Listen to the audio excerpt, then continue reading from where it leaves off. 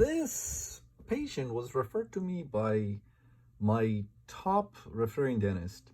She has tried to do the root canal and she couldn't do it. And I'm really proud of her. She recently looks like she started to do some root canals. Good job. And she also knows her limitations. So she tried to do this root canal and she just couldn't do it.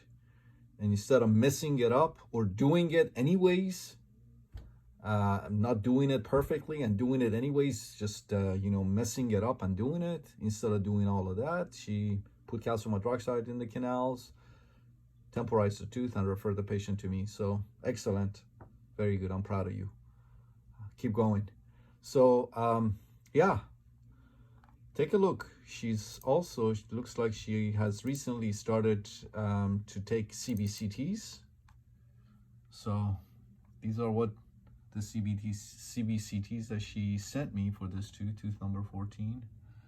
Let's see here. Let's see what we got. Let me go to the next one. Okay, the tooth has had a very interesting anatomy. I just saw the CBCT after I did the root canal.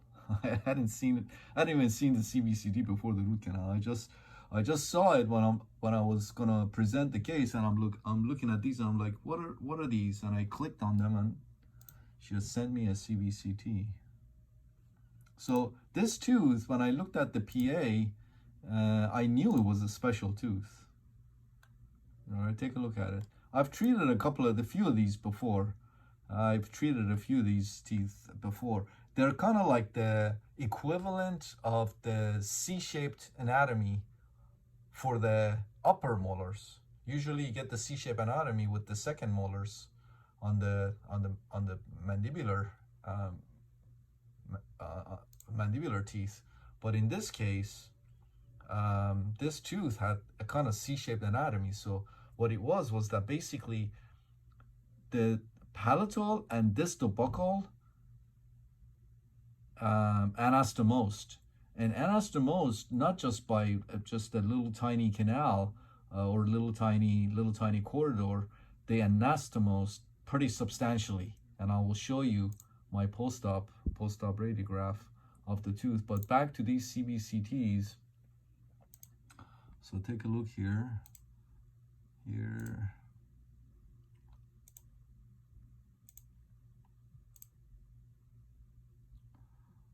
Okay, this is her working length, I believe, or she was just trying to figure out where she was. She didn't know where she was.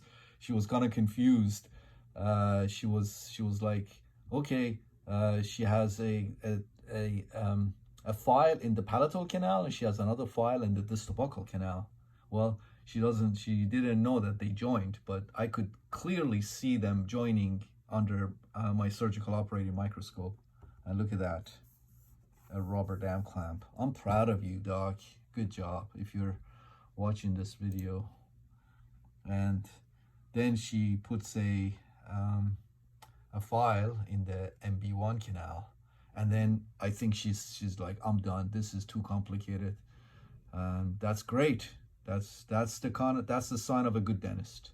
All right. So today went ahead and started and completed the root canal treatment in one appointment. And take a look. So basically, looking at these CBCTs, I'm not getting anything. I'm not getting any information from them. I got more information from my PA versus those CBCTs. But here, take a look.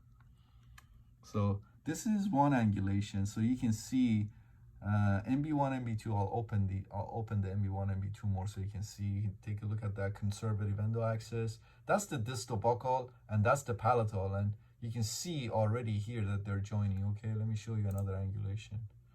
Okay, this is another angulation, and here you can see the MB1, the MB2, the palatal canal, the distal buccal canal here, and look at all of this anastomosis between the palatal canal and the distal buccal canal. All right, now take a look at this x-ray. Look at this beauty. All right, so MB1, MB2 that bifurcates in the apical 3 millimeters.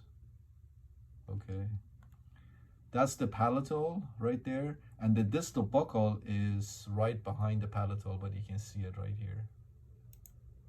All right, but look at this beautiful anatomy here. Let me show you a different angulation. Okay, let's look at this angulation. You can see MB1, MB2. You can see the palatal canal here, and you can see the distal buccal canal here, and all of this anastomosis. Look at that one right there. Look at all of this. Look at all of these laterals and all of these complexities. Look at that. There, there, there, there. And look at all of this anastomosis between the distal buccal canal and the palatal canal. It was kind of like a C-shaped. Very interesting anatomy, very interesting tooth. And that's another angulation. Look at this angulation here. All right. So anyways, as you can see, everything went beautifully. It took us about 45 minutes.